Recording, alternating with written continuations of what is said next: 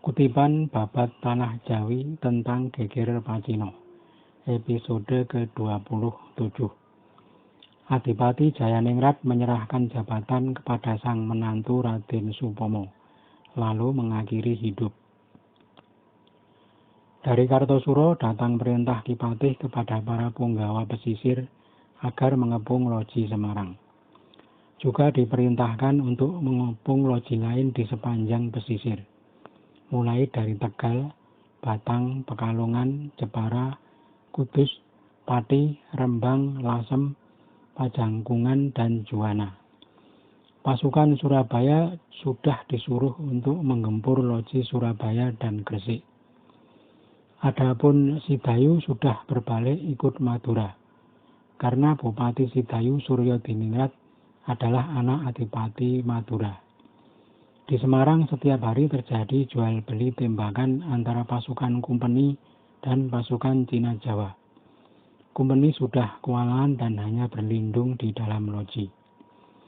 Di Kartosuro, Kipatih sudah melaporkan keinginan Adipati Jayaningrat untuk pensiun, yang dimintakan untuk menggantikan kedudukan sebagai Bupati Pekalongan adalah sang menantu Raden Sumodiwiryo, yang tak lain adalah putra Kipatih Notokusumo sendiri, atau juga dikenal dengan nama kecil Raden Supomo.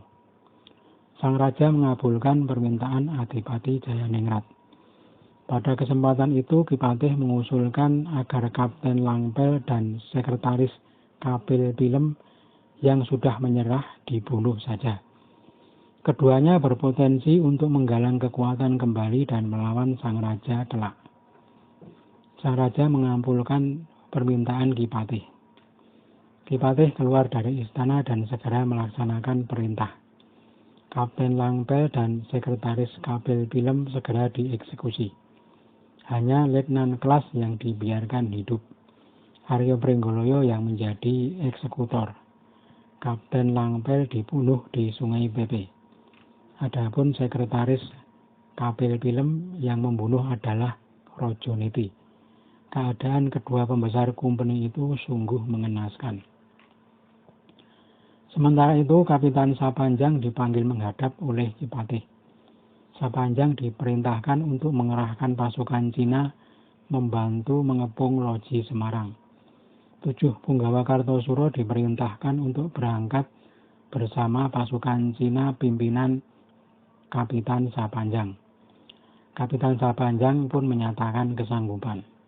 Semua Bupati Kartosuro yang akan berangkat sudah diberitahu agar menyiapkan pasukan. Pada hari Senin, sang raja keluar istana untuk melepas pasukan yang akan berangkat. Semua punggawa sudah berjajar menghadap di Ponconiti. Sejumlah 1.500 prajurit sudah berbaris di alun-alun. Sebelum berangkat, para punggawa dan komandan pasukan Cina naik ke Sitinggil untuk sungkem kepada sang raja. Para punggawa Jawa yang berangkat adalah Tumenggung Mangkuyudo, Tumenggung Mangkuprojo, Tumenggung Mangunagoro, Tumenggung Singoranu, Tumenggung Wiroguno, dan Raden Wiryodiningrat serta Raden Mloyokusumo. Raden Wiryodiningrat adalah putra Kipatih yang menggantikan kedudukan Tumenggung Kartonagoro. Selain 7 punggawa tersebut, sang raja menyertakan pula Raden Sujonopuro sebagai pengawas. Putra Kipatih yang bernama Raden Masupomo atau Raden Sumodiwiryo juga ikut serta. Dia akan langsung menuju Pekalongan untuk menggantikan sang mertua sebagai Adipati Pekalongan dan juga akan memakai gelar Adipati Jayaningrat. Keberangkatan Raden Sumodiwiryo disertai abdi dari kepatian bernama Mangun Oneng. Pasukan dari Kartosuro segera berangkat. Para punggawa Jawa berada di barisan depan. Kapitan Sapanjang dan pasukan Cina berada di belakang. Sesampai di Semarang, pasukan Kartosuro bergabung dengan pasukan para adipati yang sudah mengepung loji. Raden Tumenggung Mangkuprojo, Raden Aryo Mloyokusumo, dan Raden Sumodiwiryo segera menemui Adipati Jayaningrat. Sang Adipati sedang menderita sakit. Setelah duduk nyaman, Raden Mloyokusumo menyampaikan perintah sang raja. Berkata Raden Mloyokusumo, "Hei Paman Adipati, permintaan Anda untuk pensiun sudah diterima oleh sang raja. Putra Anda yang akan menggantikan. Ini surat keputusannya." Adipati Jayaningrat tertegun. Sejenak kemudian berkata, "Benar Raden, saya ini merasa sudah tua. Sudah sering sakit-sakitan." Surat keputusan kemudian dibacakan. Sudah sah Raden Sumodiwiryo menggantikan kedudukan sang mertua dan diberi gelar Adipati Jayaningrat. Selain jabatan bupati, juga mengambil alih tugas yang selama ini diemban sang mertua sebagai Panglima Bupati Pesisir Kiri. Raden Sumodiwiryo alias Raden Supomo alias Adipati Jayaningrat kemudian mengambil alih komando pasukan Pekalongan. Pasukan Pekalongan mempunyai 1.400 prajurit di bawah 8 komandan, 10 mantri dan seorang patih bernama Ronggo Puspowijoyo. Susunan pasukan tetap seperti sedia kala. Semua orang Pekalongan sudah tunduk dan patuh kepada adipati baru mereka. Abdi bawaan dari Kartosuro Simangununeng beserta 70 prajuritnya sudah diberi tempat dan nama baru Ronggo Pramono. Patih Pekalongan Ki Ronggo Puspowijoyo adalah abdi dari Kartosuro dahulu, masih saudara sepupu dengan Ki Mantan Adipati. Pada suatu malam, Ki Mantan Adipati memberi nasihat kepada sang menantu. Malam itu yang menemani mereka adalah Simangununeng alias Ronggo Pramono. Berkata Ki Mantan Adipati, "Duhai anakku, jangan sampai sembrono dalam melaksanakan tugas. Berat peristiwa yang akan menimpa tanah Jawa. Aku sudah mendengar ayahandamu Ki Patih berkata bahwa orang Jawa itu suka saling tikung. Anakku, engkau berhati-hatilah. Aku serahkan semua saudaramu. Jadilah pelindung bagi mereka. Sudah termaktub dalam kitab dan hadis bahwa takkan ada orang menang perang jika diawali dari menganiaya musuh. Belum ada kesalahan pihak Kumeni mengapa mereka diperangi. Sedangkan orang Cina dirawat, padahal belum mempunyai jasa. Si Cina itu kafir penyembah berhala, sedang Kumeni itu kafir tapi teman. Belum ada bibit permusuhan, tetapi berani memulai perang.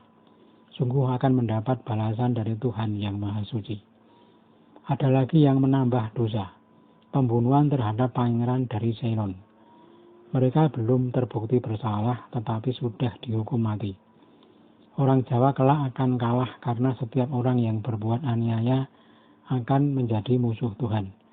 Kalau sekarang terlihat menang, itu hanya sebentar saja. Kelak ayahmu aku duga akan celaka. Engkau saja aku harap berhati-hati." Ki Mantan Adipati berkata sambil berkaca-kaca. Air matanya hampir tumpah karena sangat bersedih. Ki Mantan Adipati merasa kasihan kepada sang raja. Sudah 11 kali sang raja menjatuhkan hukuman kepada orang tanpa dosa. Banyak nasihat yang disampaikan Ki Mantan kepada sang menantu. Tak terasa mereka berbincang, waktu sudah larut malam. Pagi harinya Ki Mantan bersiap pulang ke Pekalongan untuk menjalani masa-masa purna tugas. Ki Adipati Jayaningrat memberikan pengawalan sampai ke Karanganyar, tempat yang akan dipilih untuk menikmati masa pensiun. Namun sepanjang perjalanan Ki Mantan tak henti memikirkan negeri. Rasa-rasanya dia tak akan sanggup kalau melihat tanah Jawa rusak kelak. Berat terasa di hati. Lebih baik jika tak menyaksikan saja. Pada malam hari Ki Mantan minum racun dan tewas seketika. Adipati Jayaningrat segera diberitahu. Malam itu juga Adipati Jayaningrat berangkat ke tempat Ki Mantan berpulang. Sesampai di tempat, Ki Adipati Jayaningrat sangat heran dan seketika tangisnya pun tumpah. Setelah selesai dirawat, jenazah diperintahkan segera dibawa ke Pekalongan untuk dimakamkan. Ki Adipati Jayaningrat kemudian kembali ke barisan di Semarang. Di Semarang, pasukan Kartosuro dan pasukan Cina sudah mengepung rapat kota Semarang.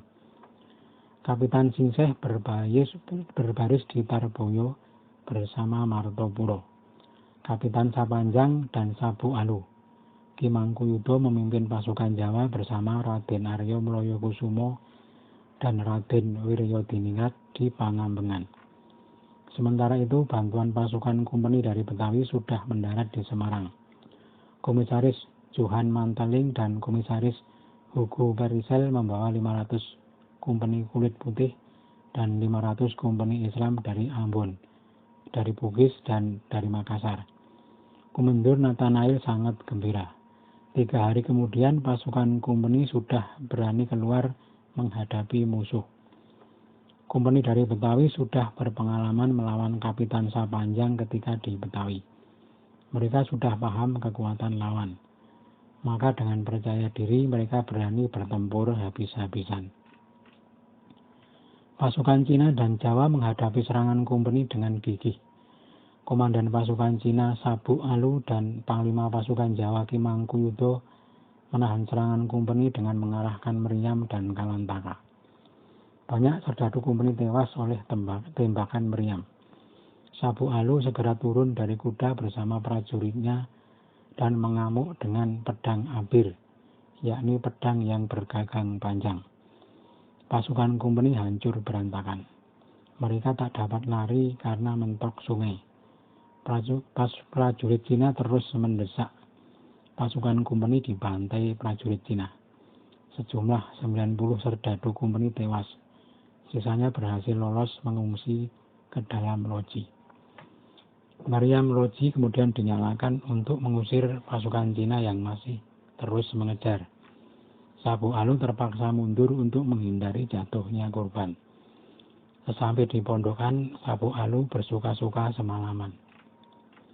Sejak percobaan penyerangan yang berakhir kekalahan bagi kompeni, untuk beberapa hari pasukan kompeni tak keluar. 1 minggu kemudian mereka mencoba lagi menyerang ke markas Kapitan Singseh dan Raden Martopuro. Kedua kubu saling tembak dengan sengit. Raden Martopuro dan Ngabei Tarboyo memimpin pasukan gabungan Cina Jawa. Lagi-lagi pasukan kompeni terdesak dan lari ke loji. Banyak dari mereka tertangkap dan tewas. Namun lagi-lagi mereka tertolong oleh meriam di loji. Pertahanan loji Semarang sangat kuat. Pasukan Martopuro terpaksa mundur. Setelah 2 kali melakukan upaya penyerangan yang berakhir dengan kegagalan, kompeni tampaknya kapok. Mereka kini hanya berdiam di dalam loji saja. Sementara itu, Martoyudo, anak angkat Adipati Semarang Suro Adimanggolo yang dulu dibuang ke Betawi, sekarang telah dikembalikan oleh kompeni ke Semarang. Martoyudo datang ke Semarang bersama 5 anak lelakinya. Mereka diberitakan sebagai kerabat sang raja yang datang dari Pulau Kap. Martoyudo ikut berperang di pihak kompeni. Kalau keluar ke medan perang memakai payung kuning, sehingga membuat prajurit Jawa kebingungan. Pada suatu hari, kira-kira pukul 4 pagi, kompeni kembali melakukan percobaan penyerangan. Kali ini yang diserang markas Raden Mloyokusumo di Pangambengan.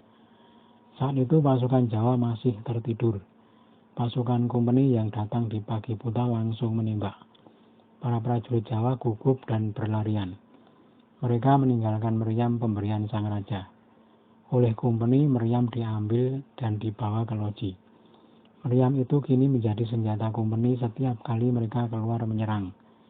Pasukan Jawa dan Cina seringkali terdesak karena mereka kini tidak punya meriam. Raden Aryo Mloyokusumo dan Raden Wiryodiningrat sepakat untuk melaporkan kehilangan meriam kepada Ki Patih. Mereka juga melaporkan bahwa sekarang pasukan Cina tampak hanya membantu prajurit Jawa. Seperti yang berperang bukan mereka. Utusan sudah berangkat ke Kartosuro. Singkat cerita, surat sudah diterima Ki Patih. Setelah membaca surat, Ki Patih tampak sedikit marah. Segera surat diberi balasan dan disuruh membawa si utusan. Si utusan bergegas kembali ke Semarang. Sesampai di Semarang, surat balasan Ki Patih diserahkan kepada Raden Mloyokusumo dan Raden Wiryodiningrat. Dalam surat itu Ki Patih menyatakan, kalian berdua memberitahu bahwa meriam pemberian sang raja direbut Kumpeni. Segera kalian rebut kembali. Akan menimbulkan kemarahan sang raja bila aku laporkan. Maka sebelum sang raja tahu meriam harus kalian rebut segera. Siapa yang berhasil merebut, aku beri hadiah 500 rial. Juga kalian melaporkan bahwa orang Cina berperang seperti hanya membantu orang Jawa. Ketahuilah, kalian berperang atas perintah sang raja. Jangan terlalu mengandalkan orang Cina. Bukan seperti itu orang melaksanakan pekerjaan. Seperti bukan punggawa saja kalian ini. Kedua Raden sangat ketakutan, lalu memberi perintah kepada pasukan menyerang Loji untuk merebut kembali meriam. Raden Sujonopuro memimpin pasukan bersama 2 orang kliwon Raden Wiryodiningrat yang bernama Ngabei Wirodikto dan Ngabei Wreksoprojo. Baru mendekati benteng Loji mereka sudah ditembak dengan meriam. Namun pasukan Jawa tak gentar dan terus merangsek benteng. Pasukan Kumpeni tidak keluar menghadang. Mereka hanya menembak dari dalam benteng.